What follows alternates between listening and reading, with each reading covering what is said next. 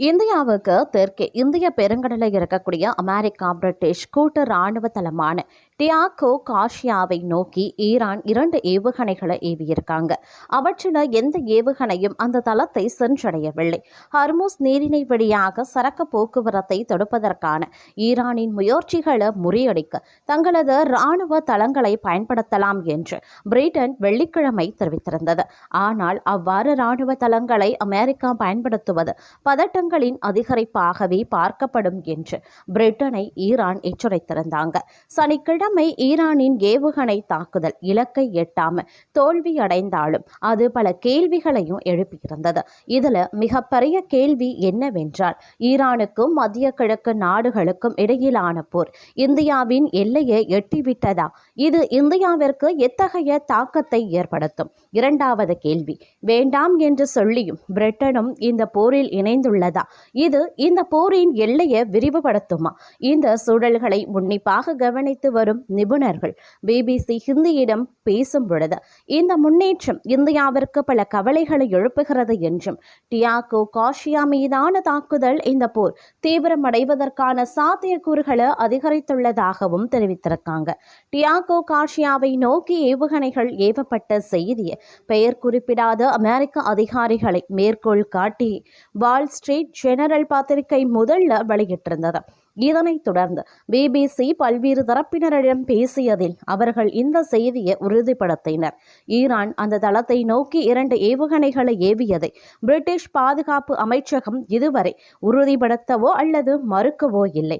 இருப்பினும் அந்த பிராந்தியம் முழுவதும் ஈரான் நடத்தும் பொறுப்பற்ற தாக்குதல் பிரிட்டிஷ் நலன்களுக்கும் பிரிட்டனின் நட்பு நாடுகளுக்கும் அச்சுறுத்தலாகவே இருக்கின்றன அப்படின்னு அமைச்சகம் ஒரு அறிக்கையில் தெரிவித்திருந்தது.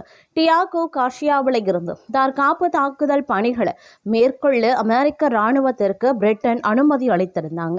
தற்போது வரை இந்திய பெருங்கடலில் அமைந்திருக்கக்கூடிய இந்த தளத்தில் இருந்து அமெரிக்கா தகைய பணிகளை மேற்கொண்டதாக எந்த செய்தியும் இல்லை. இந்த தீவை குறிவைத்து ஈரான் செலுத்திய ஏவுகணைகள்ல ஒன்று பறக்கும் போதே செயலிழந்ததாகவும் மற்றொன்று அமெரிக்க போர்க்கப்பல் ஒன்றால் இடைமறிக்கப்பட்டதாகவும் கூறப்படுகிறது. இந்திய பெருங்கடலில் இருக்கக்கூடிய டியாகோ காஷியாவை சென்றடையும் திறன் கொண்ட ஏவுகணைகள் ஈரானிடம் உள்ளதா என்பதில் இன்னும் சந்தேகம் நீடிக்கிறது. உண்மையில் அமெரிக்க விமானப்படையின் நீண்ட தூர குண்டு வீச்சு விமானங்களால் அடிக்கடி பயன்படுத்தப்படும் இந்த தளம் ஈரானில் இருந்து 4000 கிலோமீட்டர் அப்பால் உள்ளது. இதுவரை ஈரானிடம் 2000 கிலோமீட்டர் வரை இலக்குகளை தாக்கக்கூடிய நடுத்தர தூர பாலிஸ்டிக் ஏவுகணைகள் மட்டுமே இருப்பதாக நம்ப இருப்பினும் ஈரானின் கோரம்ஷர் ஏவுகணை அதிக தூரம் பாயும் திறன் கொண்டதாக இருக்கலாம் என்று சில இராணுவ ஆய்வாளர்கள் நம்புகின்றனர். இஸ்ரேலின் அல்மா ஆராய்ச்சி மற்றும் கல்வி மையத்தின்படி ஈரானின் கோர்ஷம்ஷார் ஏவுகணை 3000 கிலோமீட்டர் வரை செல்லும் வரம்பை கொண்டிருக்கலாம். இது வடகொரியாவின் நடுத்தர தூர ஏவுகணையை அடிப்படையாக கொண்டு உருவாக்கப்பட்டதாக நம்பப்படுகிறது. இந்திய பெருங்கடல்ல ஈரான் நடத்திய ஏவுகணை தாக்குதல் இந்தியாவின் நிலையை பாதிக்குமா? பிபிசி ஹிந்தியிடம் இந்த கேள்விக்கு பதிலளித்த ஜாமியா மில்லியா இஸ்லாமிய பல்கலைக்கழகத்தின் உதவி பேராசிரியர் பிரேமானந்தம் மிஸ்ரா, டியாகோ காஷியா மிகவும் பாதுகாப்பான பகுதியாக கருதப்படுகிறது. ஈரான் அங்கு தாக்குதல் நடத்தியிருந்தால் அது இலக்கை தவறவிட்டிருந்தாலும் அந்த நடவடிக்கை வெற்றிகரமாக அமைந்திருந்தால் அது எதிர்காலத்திற்கு ஒரு அச்சுறுத்தலாகும். இது இந்தியாவின் இந்தோ பசிபிக் உத்திக்கு கவலைக்குரிய விஷயமாகும் என்று கூறுகிறார். இது இந்தியாவின் மூலோபாய சுதந்திர கொள்கை, குறிப்பாக கடல்சார் பாதுகாப்பு மற்றும் இந்த கடல் பகுதியில் கப்பல்களின் தடையற்ற போக்குவரத்து ஆகியவற்றின் மீது ஒரு கேள்விக்குறியை ஏற்படுத்துகிறது. பேராசிரியர் பிரேமானந்தா மிஸ்ரா மேலும் கூறுகையில், நாளை இந்த போர் தீவிரமடைந்து சீனாவுக்கும் அமெரிக்காவுக்கும் இடையே போர் ஏற்பட்டால் இந்தியா என்ன செய்யும் அல்லது என்ன செய்ய முடியும்? உண்மையில் இந்தோ பசிபிக் மற்றும் இந்திய பெருங்கடல் தொடர்பான இந்தியாவின் மூலோபாய சுதந்திரத்திற்கு டியாகோ காஷியா மிகவும் முக்கியமானது. டியாகோ காஷியா தொடர்பாக இந்தியாவிற்கும் அமெரிக்காவிற்கும் இடையே ஒரு வகையான உறவு இருந்து வருகிறது. எனவே இத்தகைய அச்சுறுத்தல் அதிகரித்தால் அமெரிக்கா மீதான இந்தியாவின் சார்பு அதிகரிக்கும். ஏன்னா அமெரிக்கா இல்லாம சீனாவின் விரிவாக்கத்தையோ அல்லது சீனாவின் கண்காணிப்பையோ எதிர்கொள்ளும் நிலையில் இந்தியா இல்லை. மத்திய கிழக்கு நுண்ணறிவு தளத்தின் நிறுவனர் doctor Subeda Choudhury Diego Garcia மீதான ஈரானின் ஏவுகணை தாக்குதல் இந்தியாவிற்கு மிகவும் சவாலானது என கருதுகிறார். இதுபோன்ற நடவடிக்கைகளை மேற்கொள்வதற்கான இந்தியாவின் திறன்களின் வரம்புகளை இது அடிகோடிட்டு காட்டுவதாக அவர் கூறுகிறார். இந்திய பெருங்கடல்ல இந்தியா எதிர்கொள்ளும் சவால்கள் குறித்தும் ஷபேதா சௌத்ரி சுட்டிக்காட்டுகிறார். டியாகோ கார்சியாவில் விமானம் தாங்கி போர்க்கப்பல் குழுக்கள், பேட்ரியாட், தாட் ரக வான் பாதுகாப்பு அமைப்புகள் மற்றும் மின்னணு போர் முறைகள் உள்ளிட்ட அமெரிக்க இராணுவ தளவாடங்கள் இருக்கின்றன. இவை பெரும்பாலான விளக்கமான தாக்குதல்களை முறியடிக்கக்கூடியவை என்று அவர் கூறுகிறார். கூடுதலாக அமெரிக்க மற்றும் பிரிட்டிஷ் அணுசக்தி நீர்மூழ்கி கப்பல்கள் இந்த கடல் பகுதிகளில் விளக்கமாக இயங்குகின்றன.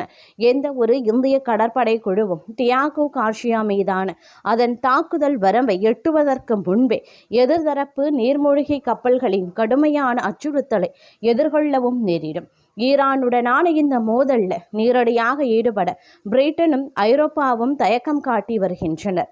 ஆனால் டியாகோ கார்சியா மீதான ஈரானின் ஏவுகணை தாக்குதல் அதை மாற்றி அமைக்குமா? பேராசிரியர் பிரேமானந்த் கூறுகையில், இந்த தாக்குதல் பிரிட்டனின் தாயகத்தை முடிவுக்கு கொண்டு வரும்.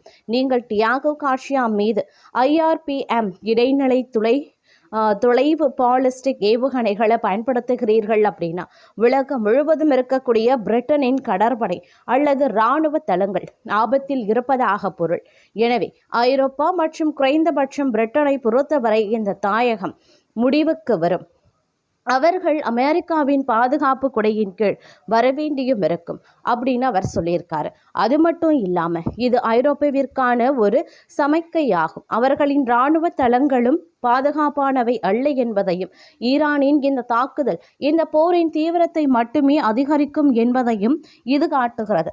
அமெரிக்காவிற்கும் பிரிட்டனுக்கும் இடையிலான சிறப்பு உறவு மிகவும் ஆழமானது. எனவே அமெரிக்காவின் எந்த ஒரு பெரிய இராணுவ நடவடிக்கையிலையும் பிரிட்டன் நடுநிலை வகிப்பது என்பது கிட்டத்தட்ட சாத்தியமற்றது என்று ஷபதா சௌத்ரி கூறுகிறார்.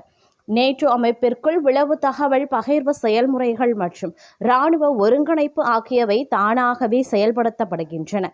அவர் கூறுகையில், பிரிட்டன் வைபவ் ஐஸ் கூட்டணியின் ஒரு அங்கமாகும். பிரிட்டிஷ் பிரதமர் கியர் ஸ்மார்டருக்கு விருப்பம் இருந்தாலும் இல்லாவிட்டாலும் ஈரானுடனான எந்த ஒரு மோதலிலும் அமெரிக்காவுடன் உளவு தகவல்களை பகிர்ந்து கொள்ள வேண்டிய கடமை பிரிட்டனுக்கு உள்ளது. கூடுதலாக டியாகோ கார்சியா என்பது அமெரிக்காவிற்கு குத்தகைக்கு விடப்பட்ட ஒரு பிரிட்டிஷ் இந்திய பெருங்கடல் பிராந்தியம். மத்திய கிழக்கில் அமெரிக்காவின் எந்த ஒரு வான்வழி நடவடிக்கைக்கும் இந்த தளம் பயன்படுத்தப்படுகிறது. இது பிரிட்டன் தானாகவே இதில் பங்கேற்க வேண்டிய நிலையை ஏற்படுத்துகிறது.